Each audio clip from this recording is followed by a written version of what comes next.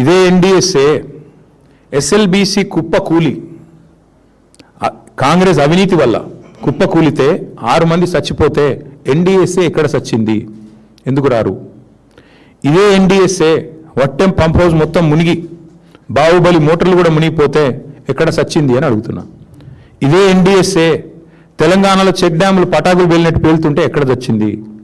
సుంకిశాలలో retaining wall కూలిపోయి దగ్గర 180 కోట్ల ప్రజాధనం వృధా అయితే ఎక్కడ చచ్చింది ఎన్డీఎస్ఏ? ఎక్కడ చచ్చింది ఎన్డీఏ? నేను అడుగుతా ఉన్నా. వాళ్ళంతా ఒకటే, ఇద్దరు దొంగలు, దొంగ చీకటి ఒకటైపోయినట్టు వాళ్ళ ఇద్దరు ఒకటైంది కాంగ్రెస్ బీజేపీ వాళ్ళు.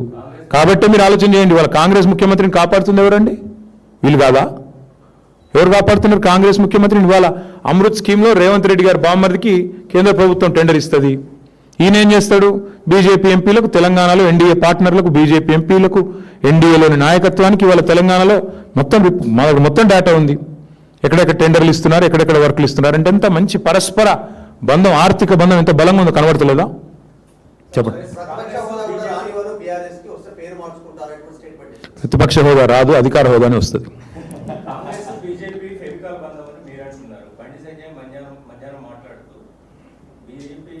ఒక్కసారన్నా బండి సంజయ్ అంటే ఆయన రేవంత్ రెడ్డిని విమర్శ చేసింది మీరు విన్నారా? మూటలు వెళ్తుంటే పట్టుకోవాల్సింది ఎవరా? మూటలు వెళ్తుంటే కాంగ్రెస్ పెద్దలకు పట్టుకోవాల్సింది ఎవరు? హోంమంత్రినా? దొంగలను పట్టుకుంటాడు ఎవరు? హోంమంత్రి కదా. ఈయన ఏం చేస్తాడు పని? ఆయన కేంద్ర హోంమంత్రిని గుర్తు చేయండి అప్పుడప్పుడు. ఆయనకి ఎంతసేపు కరీంనగర్లో గల్లీలో కార్పొరేటర్ తిరిగినట్టు తిరుగుడు కాదు కదా. అప్పుడప్పుడు ఆయన స్థాయికి దగ్గర పనులు చేయాలి కదా. కేంద్ర హోంమంత్రి అంటే దొంగలను పట్టుకోవాలి.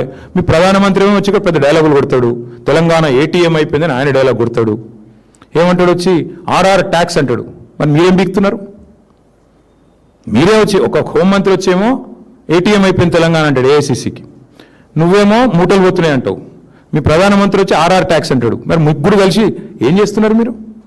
దేశాన్ని నడుపుతున్నారా లేకపోతే గాడుగులు తోలుతున్నారా? ఏం చేస్తున్నారు చెప్పమను. 2.5 ఏళ్ళు అయింది ఈ రక్షణ మంత్రి, సహాయ మంత్రి రేవంత్ రెడ్డికి సహాయం చేయడం తప్ప ఆయన ఇంతవరకు చేసింది ఏమైనా ఉందా ఈ రాష్ట్రానికి? ఒక్క పైసా పని ఎక్కనన్నా? మా వేములవాడ గుడి నిన్న అదేదో దివ్య భారత్ స్కీమ్లో అలా చేరనేలేదట. నీ పార్లమెంట్ పరిధిలో ఉండే గుడి సంగతి నీకు దిక్కులేదు, ఖయాలు లేదు. ఎంతసేపు రేవంత్కు రక్షణ కవచంలాగా గోడగా నిలబడాలి.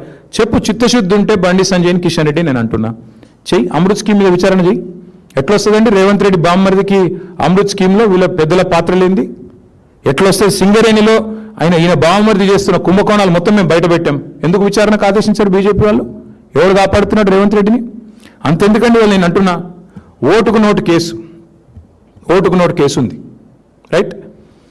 అజ్మల్ కసబ్ అనేటోడు తీవ్రవాది అనేది ఎంత స్పష్టంగా కెమెరాల్లో దొరికిండో, అజ్మల్ కసబ్ అనేటోడు తీవ్రవాది, హంతకుడు అనేది ఎంత వాస్తవమో, రేవంత్ రెడ్డి దొంగ అనేది అంతే వాస్తవం. ఆయన కూడా కెమెరాల్లో దొరికిపోయాడు. కసబు కెమెరాలను దొరికిండు, రేవంత్ రెడ్డి కూడా కెమెరాల ముంగటిని దొరికిండు. ఏమైంది మన కేసు?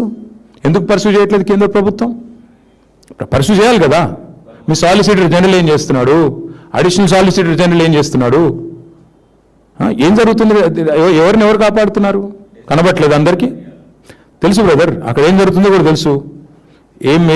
ఎన్ని రకాల మేనేజ్మెంట్లు నడుస్తున్నాయో మాకు కూడా తెలుసు. అన్నీ బయటకు వస్తాయి. టైం ఉంది అన్నిటికీ. ఎవరిని ఎవరు కాపాడుతున్నారు? ఎన్డీఏ భాగస్వాములు ఎట్లా రేవంత్ రెడ్డికి అండగా రక్షణ కవచంలాగా నిలబడుతున్నారు? టైం వస్తుంది, అన్నిటికీ అన్ని బయటకు వస్తాయి. ఇప్పటికే తగలబెట్టిన కోట్ల రూపాయలు దండగా అంటే మళ్ళీ మీదికి వెళ్ళి సుప్రీంకోర్టు. ఇప్పుడు మీరు ఆలోచన చేయండి, ఆ ఘోష్ కమిషన్ రిపోర్ట్ 650 పేజీలో 900 పేజీలు వచ్చింది. అది ట్రాష్ అని చెప్పింది ఇవాళ హైకోర్టు.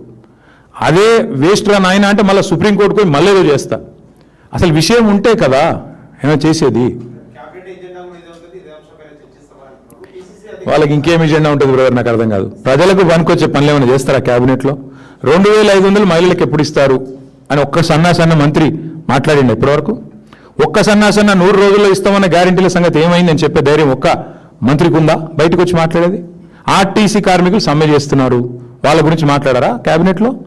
ఏది ఉండదు అయ్యా. ఆర్టీసీ కార్మికులను కేసీఆర్ గారు గవర్నమెంట్ ఉద్యోగులుగా గుర్తిస్తూ క్యాబినెట్ నిర్ణయం తీసుకొని ప్రకటించారు.